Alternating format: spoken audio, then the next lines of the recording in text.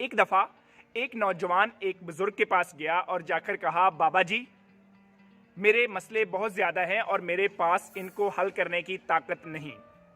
तो बाबा जी जरा जल्दी में थे।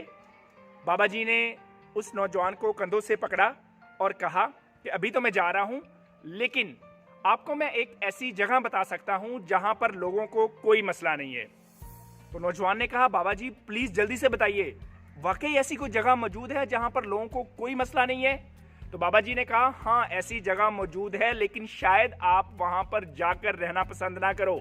उस नौजवान ने कहा कि बाबा जी ये कैसे पॉसिबल है कि मैं वहां पे जाकर रहना ना पसंद करूं, आप मुझे ले चलें। तो बाबा जी ने उस नौजवान का हाथ पकड़ा और थोड़ी देर चलते रहे और एक जगह पर जाकर रुक गए और उस नौजवान से कहा कि वो सामने देखो, एक कब्रिस्तान है जहां पर 1 लाख लोग इस वक्त दफन हैं और उनको कोई भी मसला नहीं।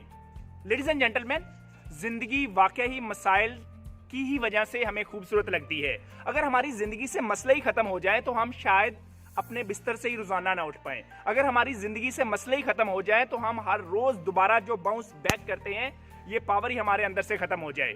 सो अल्लाह ताला ने अगर आप पे कोई भी मसला भेजा है, अगर वो बहुत बड़ा है, तो यकीन माने आप रूहानी और जिस्मानी तौर पर जिंदा हैं और कुदरत आपसे कोई बहुत बड़ा काम लेना चाहती है।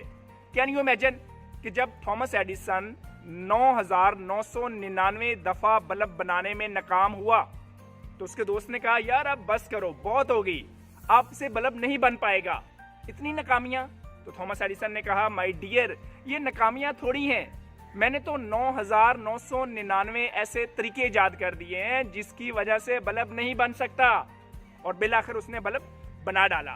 आपको आपकी जिंदगी का कौन सा मसला लेके जकड़ के बैठा हुआ है अभी तक, जो आपको आपकी मंजिल तक नहीं पहुंचने दे रहा, जो आपको आपके गोल्स को अचीव करने नहीं दे पा रहा?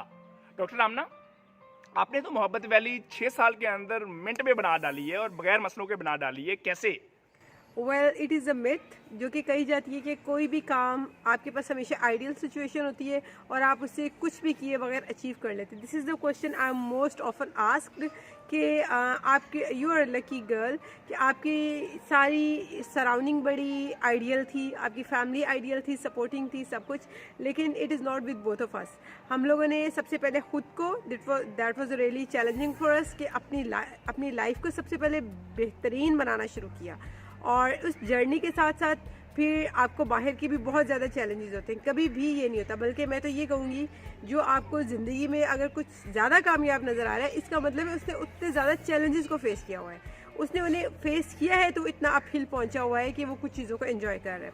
तो ये तो कभी भी नहीं होता कि हमारी ज़िंदगी में कोई प्रॉब्लम नहीं है and we are very in a very comfort zone और फिर भी हमें सब कुछ मिल रहा है। नहीं, whenever we want something extra mile, हमें अपनी कंफर्ट जोन से बाहर स्टेप करना पड़ता है।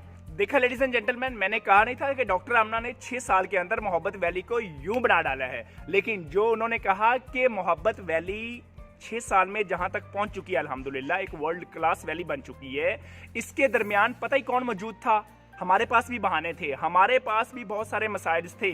हमने भी कहा कि ये क्या हुआ जी, इतने मसले और इतने बहाने, और मोहब्बत वैली को हम यहाँ ले जाना चाहते हैं। तो हमें करते करते करते पता चला कि जहां हम ले जाना चाह रहे हैं और जहां हम खड़े हुए थे आज से 6 साल पहले, उसके दरमियान पता ही कौन था? जैसे डॉक्टर आमना ने कहा, हम खुद थे।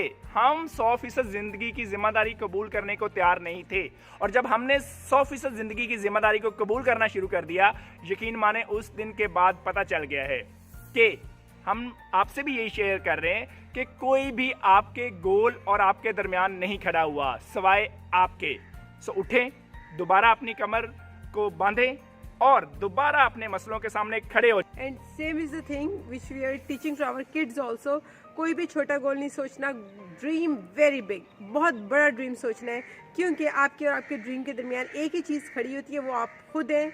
और जब इस चीज़ को आपने कनकर कर लिया, उसके बाद कोई भी चीज़ आपको रोकेगी नहीं। तो ये सब कुछ कहाँ से बदलता है? आपकी सोच से। और सोच कहाँ से बदलेगी?